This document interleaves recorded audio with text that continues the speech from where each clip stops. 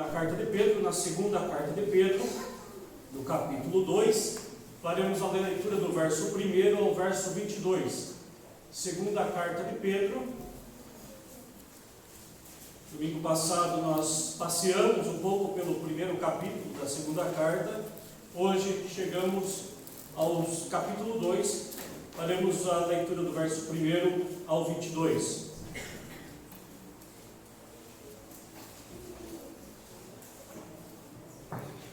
Hoje os irmãos vão acompanhar nas suas Bíblias o texto. Nas suas Bíblias, nos seus celulares, né?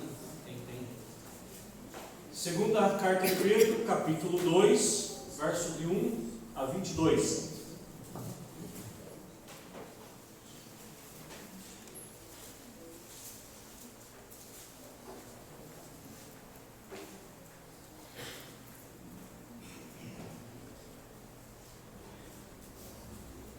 Amém? Todos encontraram?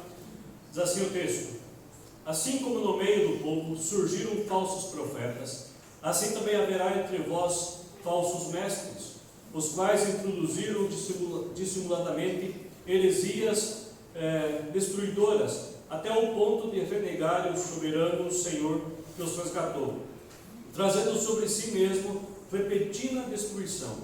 E muitos seguirão as suas práticas libertinas, e por causa delas será infamado o caminho da verdade. Também movidos por avareza farão comércio de vós com palavras fictícias. Para eles o juízo lavrado a longo tempo não tarda, e a sua destruição não dorme. Ora, se Deus não poupou os anjos quando pecaram, antes precipitando-os no inferno, os entregou a abismo de trevas, preservando-os para o juízo. E não poupou o mundo antigo, mas preservou a Noé, pregador da justiça, e mais 7 pessoas, quando fez vir o dilúvio sobre o mundo inteiro, do mundo dos ímpios. E reduzindo a cinzas a cidade de Sodoma e Gomorra, ordenou a ruína completa, tendo posto por exemplo de quantos venham a viver impiamente. E livrou o justo Ló, afligido pelo procedimento libertino daqueles insubordinados, porque este justo, pelo que via e ouvia quando habitava entre eles, atormentava a sua alma justa, cada dia, por causa das obras iníquas daqueles. E porque o Senhor sabe livrar da aprovação os piedosos, e reservar sobre o castigo os injustos para o dia do juízo.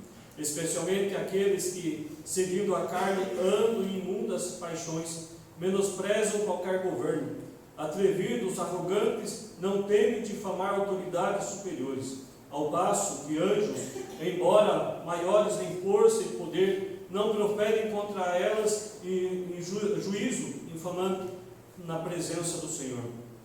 Esses, todavia, como brutos e irracionais, naturalmente feitos para a presa e destruição, falam mal daquilo em que são ignorantes, na sua destruição também hão de ser destruídos, recebendo injustiça por salário da injustiça que praticam, considerando como prazer a luxúria carnal em pleno dia, quais nódoas de deformidades eles se regalam nas suas próprias manifestações, enquanto banqueteiam junto conosco, tendo os olhos cheios de adultério e insaciáveis no pecado, enquanto a alma inconstante, tendo o coração exercitado na avareza, filhos malditos, abandonam o reto caminho, se extraviam, seguindo pelo caminho de Balaão, filho de Beor, que amou o prêmio da injustiça, recebeu, porém, o castigo da sua transgressão, a saber, o mundo animal de carga, falando com voz humana, refreou a insensatez do profeta. Esses tais, como fonte de água, como fonte sem água, como névoas impelidas por temporal. Para eles está reservado a negridão das trevas, porquanto, proferindo palavras jactanciosas de vaidade, engodam com paixões carnais por suas libertinagens aqueles que andavam prestes a fugir dos que andam no erro, prometendo-lhe liberdade, quando eles mesmos são escravos da corrupção. pois aquele que é vencido fica escravo do vencedor. Portanto, se depois de terem escapado da contaminação do mundo, mediante o conhecimento do Senhor e Salvador Jesus Cristo, se deixarem enredar de novo e são vencidos, torna-se o seu último estado pior do que o primeiro. Pois melhor fora que nunca tivessem conhecido o caminho da justiça, do que após conhecê-lo, voltarem para trás, apartando-se do santo mandamento que lhe fora dado. Com eles acontece o que diz certo adágio verdadeiro: o cão voltou ao seu próprio vômito, e a porca lavada voltou a revolver-se na lama. Já por algum tempo nós temos caminhado com as cartas do Novo Testamento, as cartas de João, e agora passamos pela primeira carta de Pedro, e agora nós estamos já no meio da segunda carta de Pedro.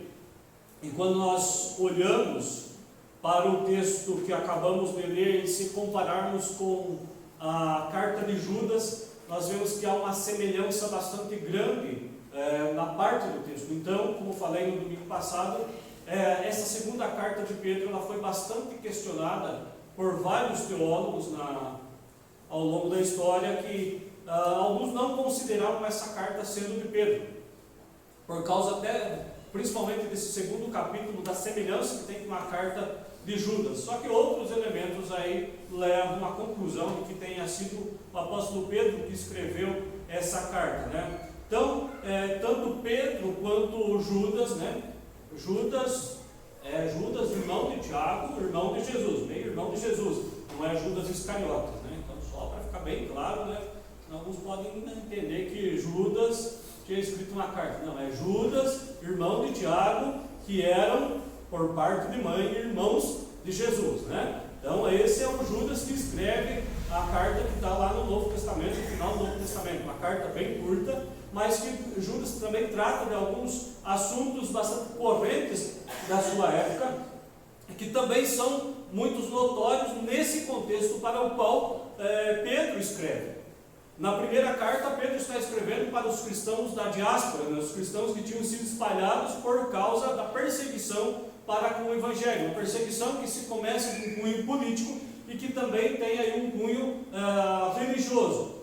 Quando ele escreve a segunda carta, tudo leva-se a crer que ele está escrevendo para os mesmos cristãos, para as mesmas pessoas, não propriamente para uma igreja formada, né? Uma igreja que se reunia formalmente, mas para cristãos que haviam sido dispersos, que sofriam perseguição, que eram escarnecidos por causa da sua fé.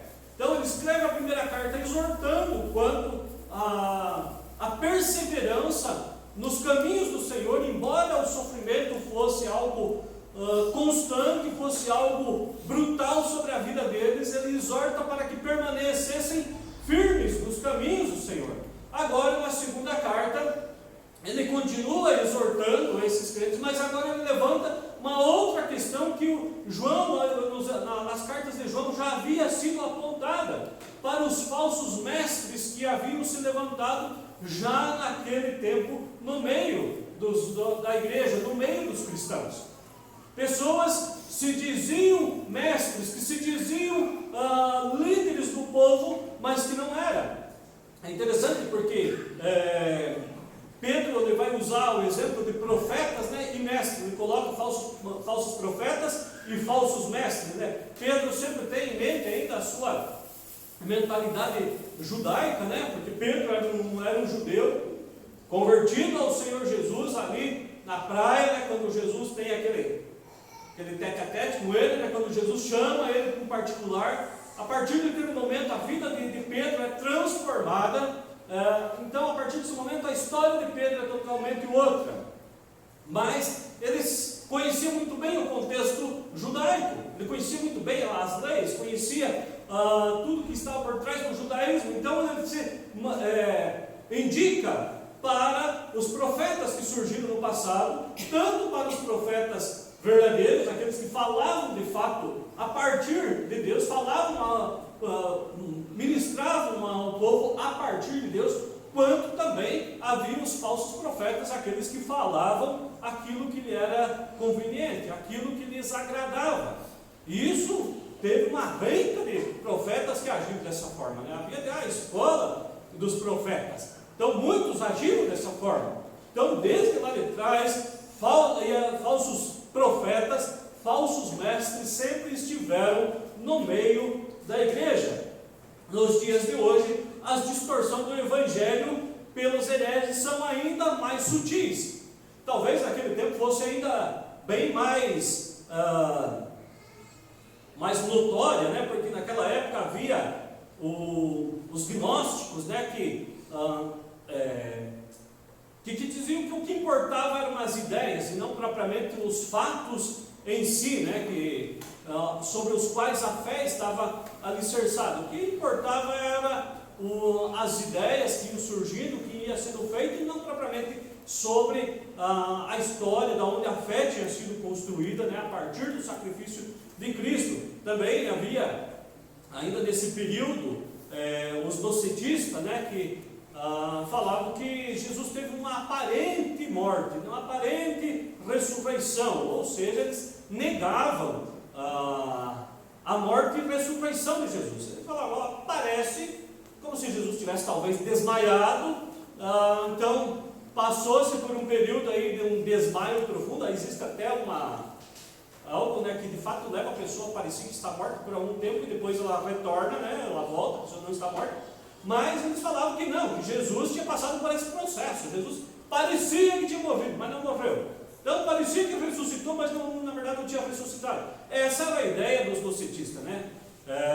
E isso era bastante notório no meio da igreja. Isso era pregado abertamente para as pessoas. Então vocês imaginem o problema que surgiu logo no início da igreja. Veio os apóstolos falando a respeito da morte e ressurreição de Jesus, e aparece logo em seguida outros caras falando, não foi bem assim. Jesus parece que morreu, mas não morreu de fato. Parece que ressuscitou, mas não ressuscitou de fato.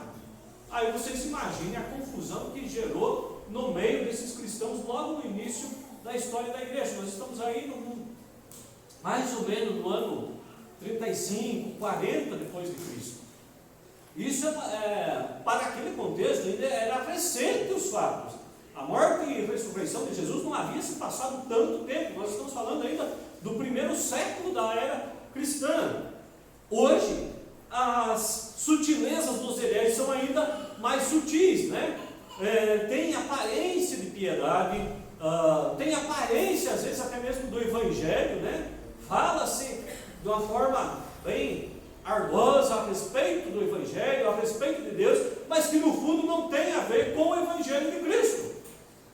Tem a ver com os seus próprios conceitos, tem a ver com aquilo que massageia o nosso ego, com aquilo que diz aquilo que de fato nós queremos ouvir, aquilo que vai encher os nossos ouvidos. Então, o apóstolo Pedro, na sua carta, alerta quanto ao perigo daqueles que denegriam o nome do Senhor. E por certo, esse alerta também é fundamental para a igreja dos nossos dias, para a igreja contemporânea. Eu quero rapidamente fazer 3 considerações com os irmãos. Nosso horário já está avançando rapidamente, mas quero rapidamente também fazer 3 considerações aqui sobre o texto que nós lemos.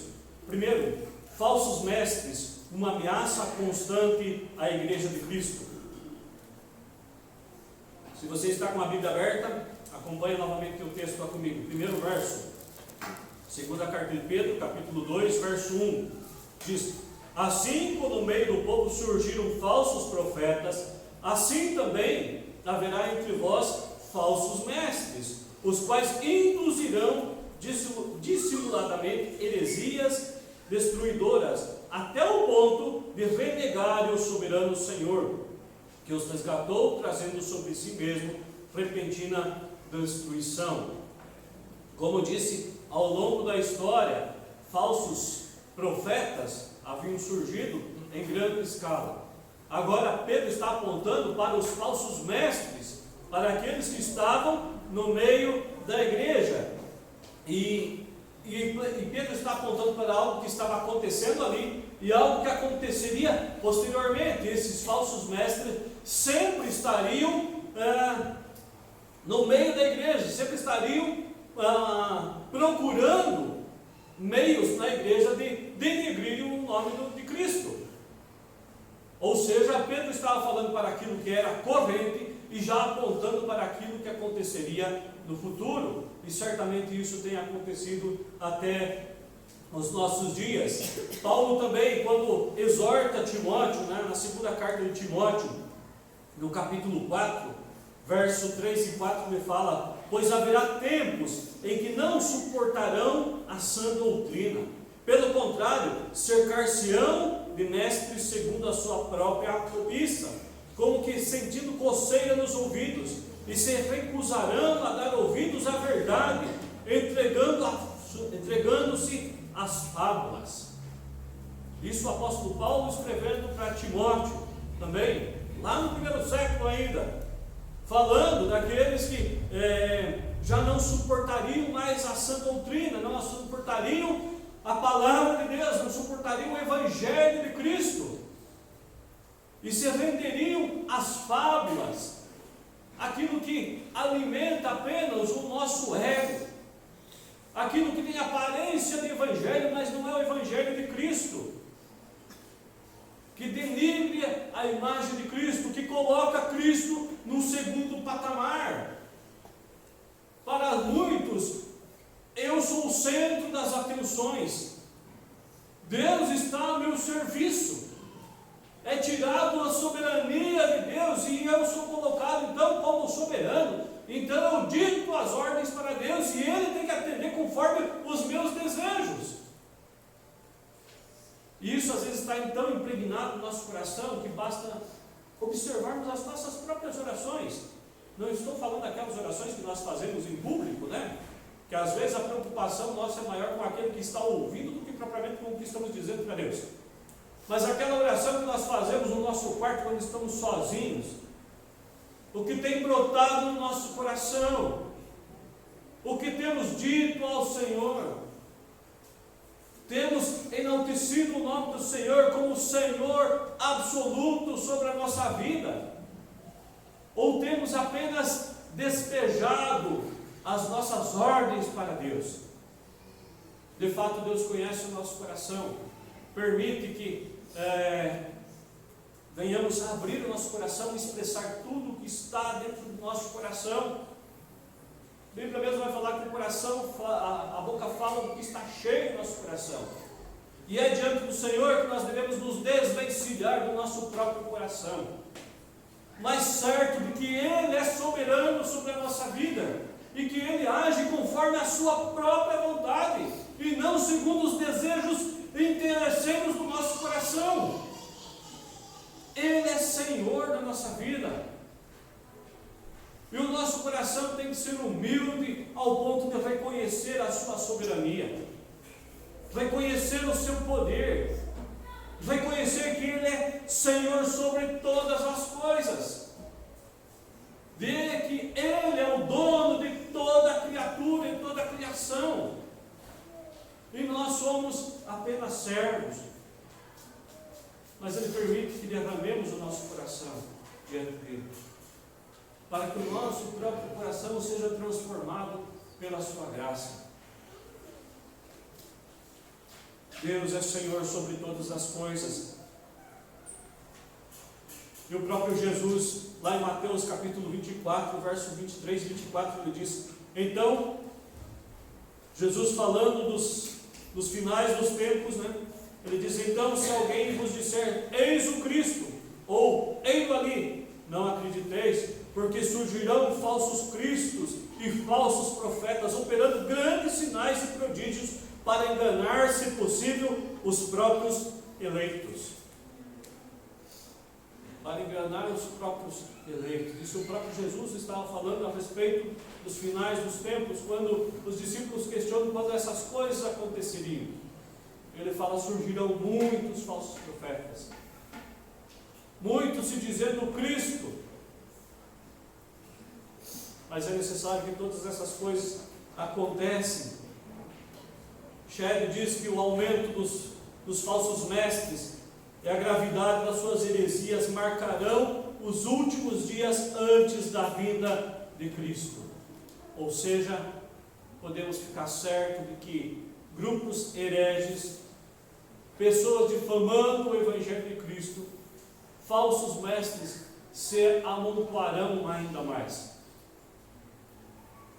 Crescerão como pragas, tentando denegrir o nome de Cristo. John Stott diz: ainda hoje há muitas vozes clamando por nossa atenção, e há outras seitas ganhando amplo apoio popular, ganhando nas mídias, ganhando nas redes sociais. Algumas delas se arrogam revelação e inspiração especial para autenticar a sua doutrina particular. Quando eles não conseguem mais, ganhar os seus ouvintes, então eles vêm com uma revelação nova, uma revelação especial. Deus me revelou isso, então se Deus revelou, não tem como você argumentar com o cara e dizer que não. Então Deus me revelou isso, então a partir de agora as coisas funcionam dessa forma, as coisas são assim. Palavras cheias de ardor e poder, de fascínio, palavras carismáticas e suaves aos ouvidos, e essas palavras também são atestadas por meio de feitos e efeitos admiráveis, que têm aparência do poder de Deus, mas não são. Ou seja, o alerta de Pedro para aquela igreja lá no passado, para aqueles irmãos que sofriam com perseguição, é o mesmo alerta para nós hoje. Devemos estar atentos a tudo o que acontece à nossa volta, aquilo que tem sido dito em nome de Deus, daquilo que tem sido pregado, se de fato condiz com a palavra de Deus. O meio mais eficaz para combater os falsos mestres é o conhecimento da palavra de Deus. João capítulo 8, versos 31 e 32, Jesus diz: disse depois Jesus aos judeus que ouviram e creram nele: se vós permanecerdes na minha palavra, sois verdadeiramente meus discípulos, e conhecereis a verdade, e a verdade vos libertará. O meio mais eficaz de reconhecermos aquilo que não é da parte de Deus é conhecendo a sua palavra. Agora, quando o pastor Felipe quis realizar o batismo de profissão de fé de Leonardo da Índia, ele perguntou a respeito da palavra, se eles criam que era a palavra de Deus, e que se permaneceriam fiéis a essa igreja, enquanto a igreja, os líderes da igreja, se permanecerem fiéis à palavra de Deus. Porque o dia que a igreja, a liderança da igreja deixar de ser fiel à palavra de Deus, ela deixou de ser igreja de Cristo, se tornou mais uma seita, se tornou mais um clube. Portanto, a igreja de Cristo é aquela que permanece inteiramente prostrada diante da palavra de Deus, reconhecendo o senhorio de Cristo, reconhecendo que Cristo é o Senhor da igreja, de que a palavra de Deus, a Bíblia, é a única regra de fé e prática. Qualquer outra coisa dita além disso, que seja apenas para comprovar aquilo que a palavra já tem dito. Mas qualquer coisa dita além da palavra de Deus, ela deve ser descartada. Martinho Lutero dizia que, ainda que faça chover milagres do céu, se for contrário à palavra de Deus, deve ser rejeitado. Ainda que aconteça um estardalhaço admiráveis, mas se não condiz com a palavra de Deus, deve ser rejeitado. Segunda consideração: o juízo de Deus é sobre todas as criaturas visíveis e invisíveis. Voltemos para o texto, 2 de Pedro, capítulo 2, verso 4 agora. Ora, se Deus não poupou anjos quando pecaram, antes, precipitando-os no inferno, os entregou a abismo de trevas, reservando-os para o juízo. Tanto Pedro quanto Judas tratam do juízo de Deus sobre todas as coisas. Ninguém passa despercebido aos olhos do Senhor. Todos nós estamos como livros abertos diante do Senhor, e pode ter plena certeza de tudo aquilo que você faz escondido, está visível aos olhos de Deus. Todo pecado que você comete na surdina lá, que ninguém sabe, Deus conhece. O adultério que acontece apenas no seu coração, Deus o conhece. A corrupção que acontece apenas lá no seu coração, os intentos que acontecem apenas no seu coração e que ninguém mais sabe, Deus conhece. Nada passa despercebido aos olhos do Senhor. E é interessante porque quando nós estudamos aqui as cartas de João, o apóstolo João apresenta Deus como amor, né? Deus é amor. É a expressão mais forte que por todo o Novo Testamento vai trazer a respeito de Deus, que Deus na sua essência é amor. Talvez os nossos conceitos hoje de amor estejam equivocados, porque agora tanto o apóstolo Pedro quanto Judas, quando falam a respeito de Deus, eles falam também do seu juízo, da sua justiça. Falam de Deus como juiz justo. E lá o profeta Naum, lá no Antigo Testamento, Naum capítulo 1, verso 3, ele diz: o Senhor é tardio em irar-se, mas grande em poder, e jamais inocenta o culpado. O Senhor tem o seu caminho na tormenta e na tempestade, e as nuvens são o pó dos seus pés.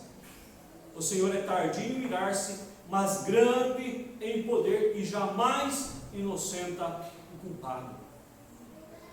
Como eu disse, talvez os nossos conceitos de amor sejam equivocados.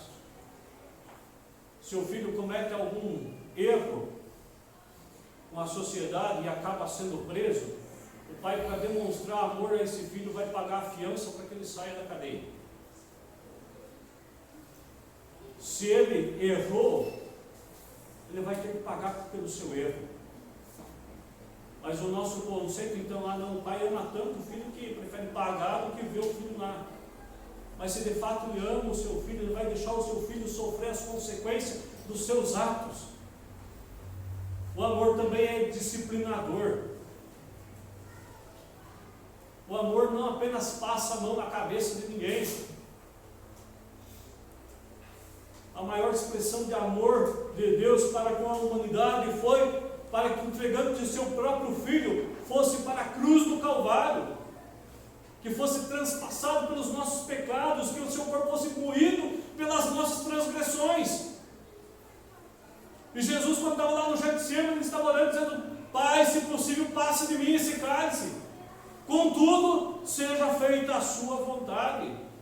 Jesus sabia de toda a dor que ia sofrer, de toda a agonia que ia sentir, sabia dos cravos transpassando os seus pulsos, transpassando os seus pés, coroa que se ia colocar na sua cabeça, rasgando a sua carne, espetando o seu crânio. Ele diz: mas contudo seja feita a tua vontade. E qual era a vontade do Pai? Que o Filho fosse para a cruz, para que houvesse remissão, para que nós tivéssemos a liberdade de hoje estarmos aqui, livres da culpa do pecado, para que nós estivéssemos aqui juntos, glorificando o nome do Senhor, para que, assim como o pastor Felipe instruiu o Leonardo e a Ingrid, o dia que os nossos olhos fecharem para essa vida, ter plena certeza de que estaremos na glória com o Senhor. Foi para isso, foi dessa forma que Deus demonstrou o seu amor. Não foi evitando que Jesus fosse para a cruz, mas pelo contrário, permitindo que se cumprisse aquilo que as Escrituras diziam. Como o próprio Jesus depois vai falar para os discípulos a caminho de Emaús: não convinha que o Cristo padecesse e ressuscitasse ao terceiro dia, para que então entrasse na sua glória. Ou seja, Deus é amor, mas Deus é justiça, Deus é justo em todos os seus atos. E pelo menos 5 características ficam distintas nesse verso de Naum. Ele é tardio em irar-se, Deus é tardio em irar-se, Ele é grande em poder, Ele jamais inocenta o culpado, Ele é onipotente e Ele é soberano. Ele é soberano sobre todas as coisas.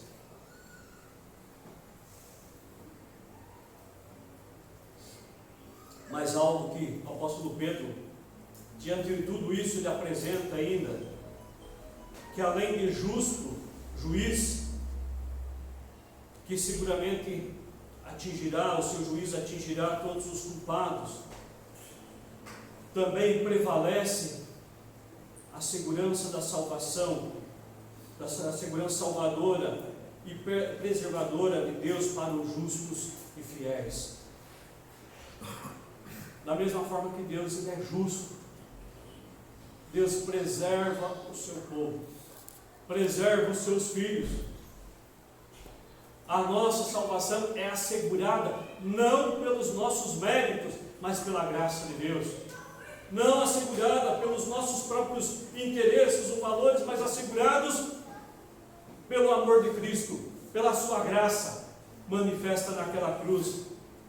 Os membros da igreja que permanecem fiéis não devem se deixar intimidar, mas saber com plena certeza que Deus está ao seu lado. Não importa o que esteja acontecendo, não importa se a sua fé tem sido ridicularizada, se você tem sofrido bullying por causa da tua fé, saiba que Cristo está ao seu lado. O Espírito Santo habita em você e jamais o abandonará. Se você sofre, o Espírito Santo de Deus que habita em você sofre com você, mas jamais te abandona. Nos assegura a nossa salvação, nos assegura de que estaremos com o Senhor. Deus governa sobre todo o universo e podemos confiar plenamente na sua imutabilidade. O seu julgamento no passado, na justa punição dos pecadores e na salvação dos justos é afirmada por toda a Bíblia. A queda dos anjos, lá no passado, que juntamente com Satanás se rebelaram contra Deus. Se Deus julgou e condenou os anjos malignos, certamente os ímpios também serão condenados. Ainda lá no passado, lá em Gênesis ainda, chegamos ao capítulo 6 de Gênesis, lá nós encontramos o dilúvio. Eu sempre acho interessante que quando partimos de Gênesis 1 a Gênesis 6, nós temos pelo menos 2000 anos de história. Quando chega nesse momento, a corrupção do gênero humano já havia se alastrado de uma forma estarrecedora, ao ponto de Deus olhar para a humanidade e dizer: vou acabar com o homem que criei, porque os seus intentos, os seus desígnios são completamente maus. Mas lá no meio de todo aquele povo havia um homem justo, um homem que andava com Deus. E lá em Gênesis capítulo 6, verso 9 diz: eis a história de Noé. Noé era homem justo, íntegro entre os seus contemporâneos. Noé andava com Deus. Enquanto toda a humanidade havia se corrompido, Noé andava com Deus.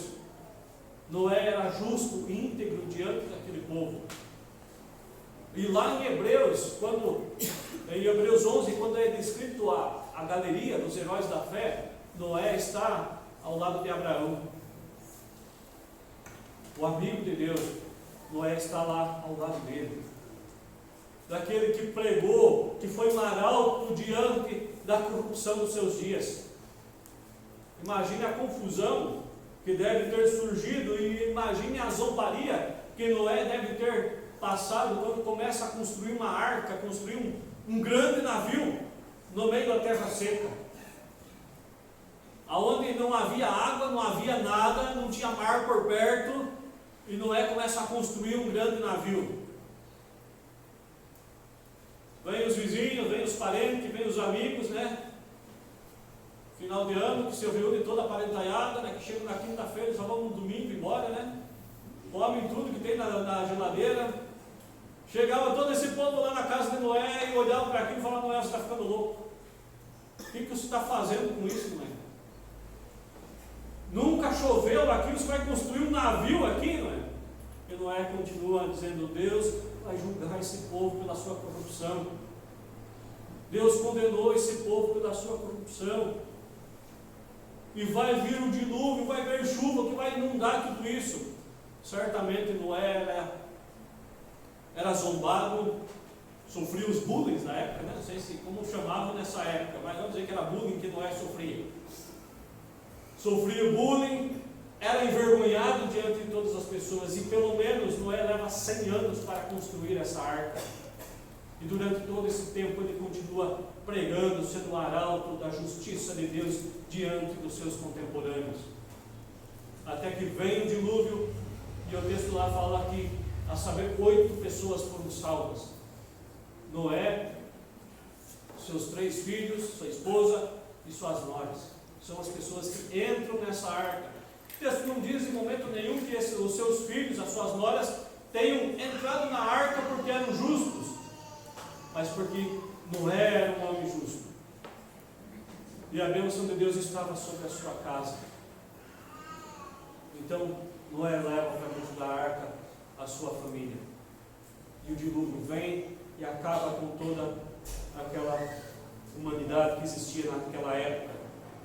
Posteriormente, encontramos ali Sodoma e Gomorra, cidade devastada pela promiscuidade, devastada pelo pecado.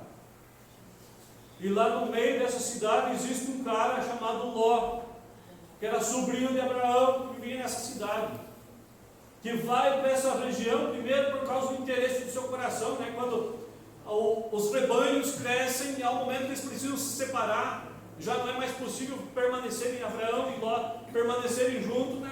Olha para as campinas e fala, lá é o lugar ideal, tem água, tem pasto, o meu gado vai se dar bem aqui, é para cá que eu vou. Abraão olha para o seu sobrinho e fala, beleza, você vai para lá e eu vou para cá.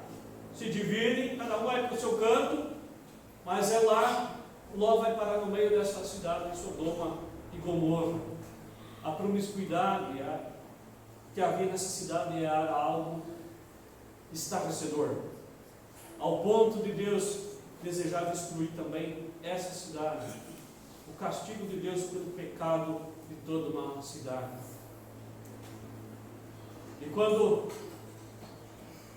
Abraão, o anjo de Deus aparece ali a Abraão e fala que está indo para lá, Abraão começa a dialogar com ele, falando, se lá houver 50 justos, o Senhor vai destruir a cidade por 50 justos. Ele falou, se lá houvesse 50, não seria destruído.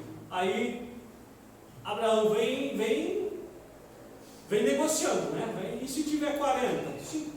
30? Até quando ele chega em 10, e se houver 10 justos lá? E a resposta é, se houver 10 justos, por amor a esses 10, a cidade não será destruída. Mas o próprio Abraão sabia que lá não havia 10 justos.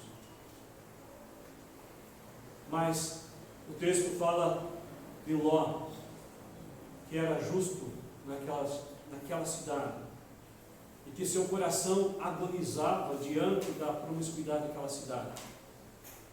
E quando a gente estuda esse texto, é um pouco até difícil da gente entender, né? Porque quando chegam os anjos para tirar Ló e sua família da cidade, eles entram, né? Aí chegam os caras e começam a bater na porta de Ló, e querem que Ló traga para fora os caras que haviam entrado na sua casa naquela noite. E o texto lá fala que ele diz, traz para fora esses caras para que conheçamos. E na verdade, literalmente, o que eles estão dizendo, traz para fora esses caras que nós vamos ter relações sexuais com eles aqui mesmo. De tamanha promiscuidade que havia naquela cidade. E como eu falei, é difícil a gente entender um pouco esse texto, porque quando Ló se depara com essa situação, ele fala, eu tenho 2 filhas virgens aqui, faz o que vocês quiserem com elas, mas não toquem nesses caras. Mas o texto vai afirmar que Ló era um homem justo, íntegro. É um pouco difícil da gente entender isso, mas o apóstolo Pedro vai falar que Ló sofria com a promiscuidade daquela cidade, de que ele era justo diante de Deus, e Deus o tira dali, o separa daquele povo. Toda aquela cidade é destruída, mas Deus preserva a sua vida. Ou seja, Deus preserva a vida daqueles que lhe pertencem. daqueles que fazem parte do seu povo.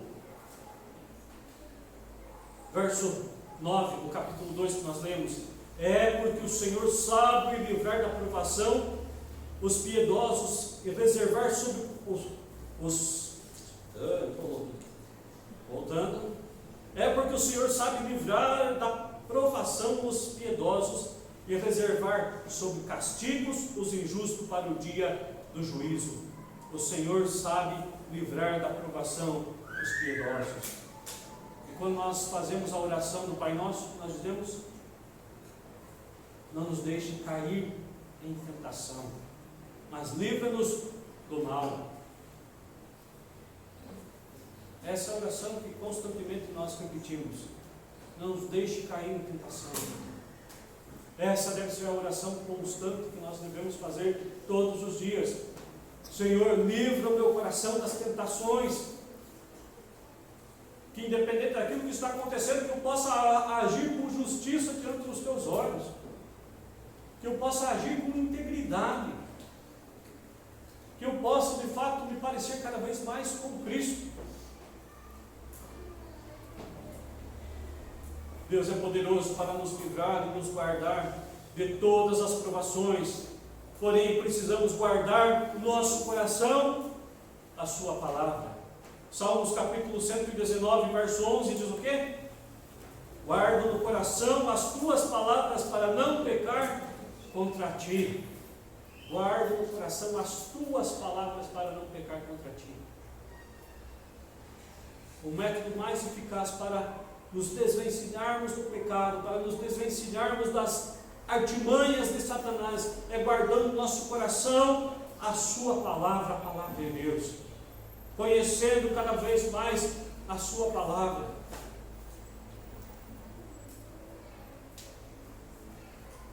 Se um dia você conhecer uma igreja onde não é pregado a palavra de Deus, faz um favor, deixa essa igreja o mais rápido possível.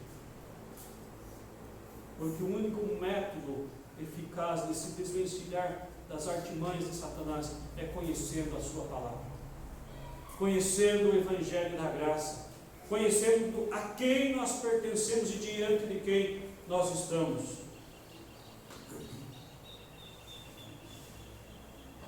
Assim, certamente as provações virão, mas estaremos alicerçados na rocha eterna. Não é porque você também, conhecendo a palavra de Deus, vai deixar de ter provações, vai deixar de ter tentações, mas você vai ter respaldo para superar essas coisas. Vocês lembram quando Jesus é tentado por Satanás? Satanás conhecia muito bem as Escrituras. E ele vai dizer: não está escrito que os teus anjos os sustentarão para que não tropece em nenhuma pedra? Por várias vezes ele diz: não está escrito. Ele conhecia, mas a resposta de Jesus: também está escrito, não tentarás o Senhor teu Deus. Da mesma forma que Satanás conhecia as Escrituras, Deus refuta as suas acusações com a própria palavra, com as próprias Escrituras. Terceira e última consideração: persevere no perfeito caminho do Senhor. Persevere no perfeito caminho do Senhor. Verso 20 em diante do texto que nós lemos: portanto, se depois de terem escapado das contaminações do mundo, mediante o conhecimento do Senhor e Salvador Jesus Cristo, se deixaram enredar de novo e são vencidos, tornou-se o seu último estado pior que o primeiro. Pois melhor lhe fora que nunca tivessem conhecido o caminho da justiça, do que, após conhecê-lo, voltarem para trás, apartando-se do santo mandamento que lhe fora dado. Com eles aconteceu o que diz certo adágio verdadeiro: o cão voltou ao seu próprio vômito, e a porca lavada voltou a revolver-se na lama. Pedro trata de um problema comum nos nossos dias. Pessoas que abraçam a fé com todo empenho, com toda dedicação, com todo amor, mas em dados momentos, por qualquer desavença ou por qualquer atitude, acabam se desviando dos caminhos do Senhor, acabam se afastando dos caminhos do Senhor. Isso não é um problema da igreja presbiteriana de Caieiras, mas é um problema comum em todas as igrejas que pregam a Jesus Cristo. Pessoas que abraçam a fé, que parece que você olha para aquelas pessoas e diz: poxa, esse cara tem tudo para dar certo, mas que em muitos casos é apenas um fogo de palha, que logo acabam se desvencilhando, sendo convencidos por toda e qualquer artimanha que o mundo lhe oferece. Infelizmente, essa é a realidade de muitas igrejas.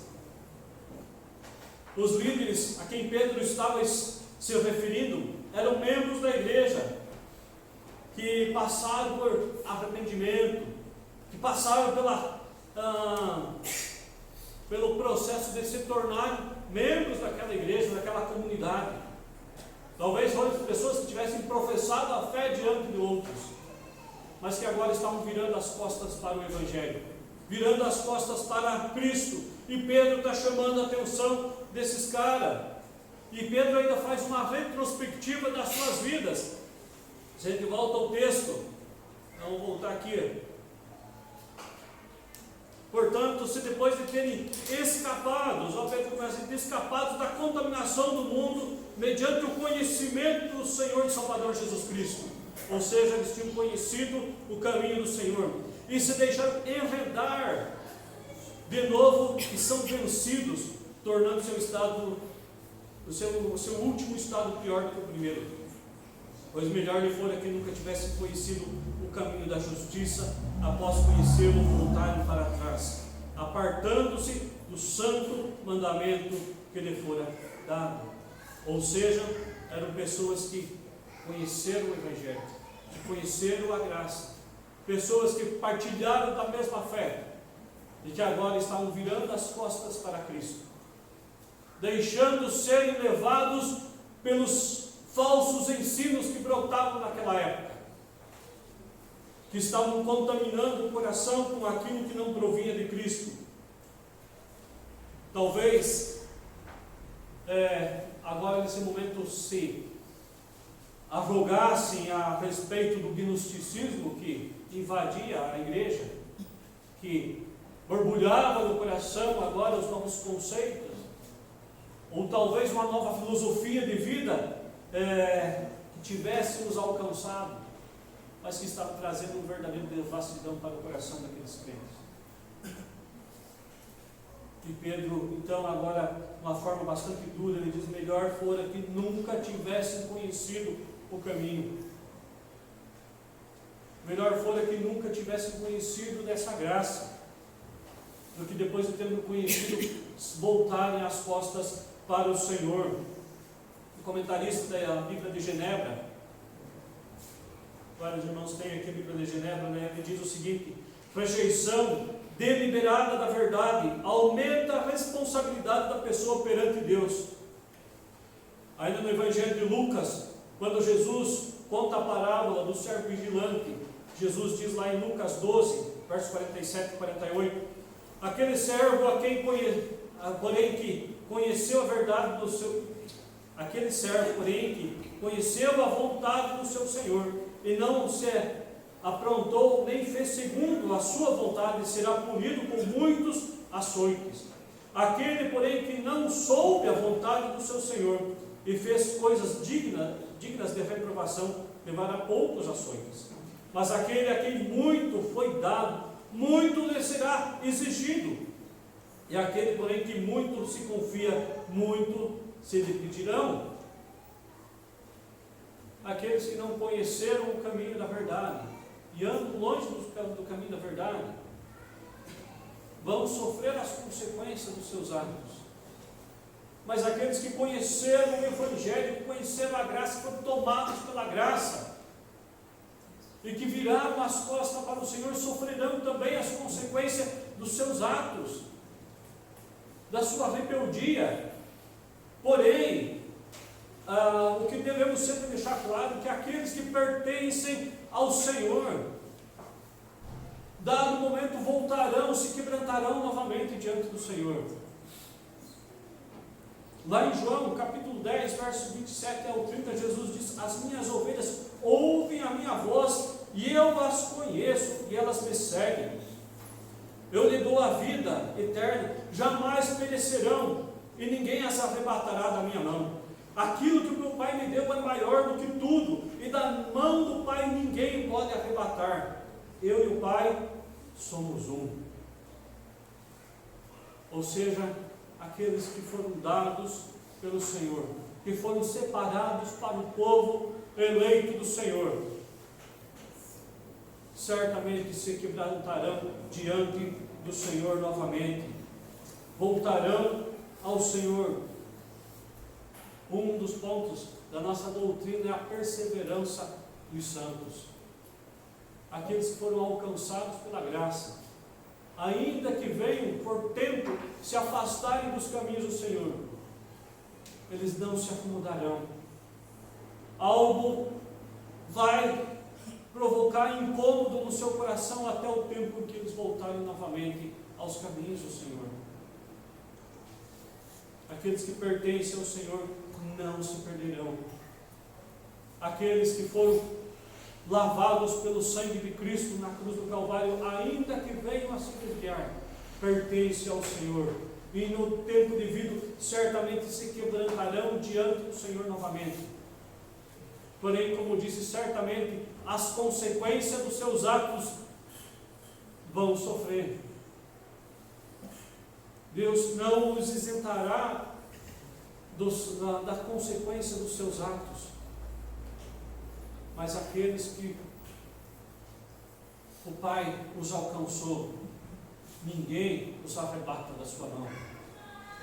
O pecado pode os convencer, o mundo pode os levar para certa distância, mas não serão jamais arrebatados da mão do Senhor. Mas fica o alerta para que nunca venhamos a deixar a ser seduzidos pelo mundo. Nunca venhamos a prestar os nossos ouvidos aos apelos que o mundo faz. Sempre quando a gente fala nisso, a gente pensa nos jovens,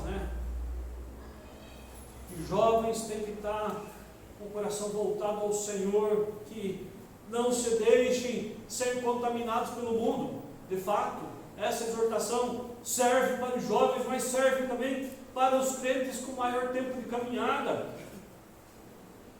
para aqueles ainda que conhecem ainda mais profundo a palavra do Senhor, que têm ainda mais responsabilidades diante do Senhor. Não deixem de ser seduzidos, não deixe o seu coração ser seduzido por aquilo que não procede do Senhor. Por mais bom, por mais bonito, por mais agradável que lhe possa parecer, não permita que o seu coração seja contaminado. Mas pelo contrário, se lance cada vez mais diante do Senhor. Quanto mais tentações você sofrer, quanto mais perseguições você sofrer, mais se lance diante do Senhor, porque só Ele que pode te socorrer, e ninguém mais. Não é o pastor, não é seus amigos, não é o conselho da igreja, ninguém vai te socorrer a não ser o Senhor. Portanto, é total insensatez virar as costas para Cristo, por modismo, por desavenças, por desejos de conhecer a vida lá fora. Não permita ser escravizado novamente pelo pecado. Cristo nos libertou para que tenhamos liberdade. Cristo derramou seu sangue na cruz para que vivamos em novidade de vida. Portanto, não permita ser escravizado novamente pelo pecado. Sirva livremente ao Senhor, mas não seja escravo do pecado. Aquilo que pode às vezes parecer como liberdade é escravidão. Aquilo que pode parecer algo agradável é o caminho que conduz à perdição. Por isso, não permita ser escravizado novamente. Assim como no período do apóstolo Pedro, assim tem sido nos nossos dias. Falsos líderes, falsos mestres têm contaminado a igreja de Cristo. Devemos permanecer vigilantes o tempo todo, para que não venhamos a ser contaminados e não venhamos a nos desviar da palavra do Senhor. O melhor antídoto para combater as adversidades que o mundo oferece, conhecendo a palavra de Deus, conhecendo o Evangelho da graça, conhecendo a quem nós servimos, diante de quem nós estamos. Assim nós podemos, pela misericórdia do Senhor, superar as afrontas de Satanás, superar as adversidades que surgem no meio da igreja. Nós somos uma comunidade viva, dinâmica, né? Então, é fato que algum dia você venha se desagradar com alguém, mas isso não é motivo para que você venha virar as costas para o Senhor ou virar as costas para a igreja de Cristo. As adversidades precisam ser ajustadas e juntos caminharmos em direção à cruz de Cristo. Baixe a cabeça, feche os olhos, vamos orar. Pai, nós te agradecemos porque um dia a tua graça nos alcançou, nos transformou, nos deu vida, nos deu liberdade, Pai. E isso tem inundado o nosso coração, Pai. Obrigado, Deus, pelo privilégio que nós temos hoje, como igreja, de testemunharmos aqui a profissão de fé e batismo do Leonardo e da Índia. Que essa alegria possa invadir o seu coração, os corações deles todos os dias, Pai. E assim nós rogamos, Pai, pela tua misericórdia, para com as nossas vidas, enquanto igreja, Pai, que não nos deixe cair em tentação, Pai, mas nos livra do mal, Deus. Daquilo que pode nos afastar dos teus caminhos, nos livra, Pai, no nome de Jesus, Pai. Que o nosso coração esteja quebrantado diante do Senhor todos os dias, Pai. Que independente da perversão do mundo, das coisas que tentam nos seduzir, ó Pai, que possamos resistir a todas essas coisas. Que conhecer ao Senhor através da sua palavra seja algo extremamente desejável no nosso coração todos os dias, Pai. Que o mundo não venha nos seduzir, ó Pai, mas pelo contrário, venhamos a nos quebrantar cada vez mais diante do Senhor. Venhamos a testemunhar do Senhor diante da sociedade corrompida e caída, Pai. E que teu nome seja glorificado através das nossas vidas, Pai. Que o teu nome seja exaltado através das nossas vidas, onde quer que venhamos a estar, Pai. Que assim a tua misericórdia nos assista, Pai. E que agora, Deus, nesse momento de celebrarmos a ceia do Senhor, Pai, que o nosso coração tenha plena consciência daquilo que temos feito, que não seja apenas um mero memorial, uma mera simbolismo que celebramos todos os meses, Pai, mas que tenhamos consciência daquilo que nós fazemos, que tenhamos consciência de que nós pertencemos ao Senhor, que tenhamos consciência de que Cristo derramou seu sangue naquela cruz para a remissão dos nossos pecados, Pai. Que o corpo de Cristo foi transpassado naquela cruz por causa dos nossos pecados, ó Deus. Que ao celebrarmos a ceia, Pai, isso possa estar muito vivo no nosso coração, de que a plena certeza de que o Senhor se faz presente no nosso meio nesse instante, Pai, seja plena no nosso coração também, Pai. Que assim, Pai, o Senhor nos abençoe nesse tempo, no nome de Jesus. Amém. Quero convidar o pastor Filipe, os presbíteros,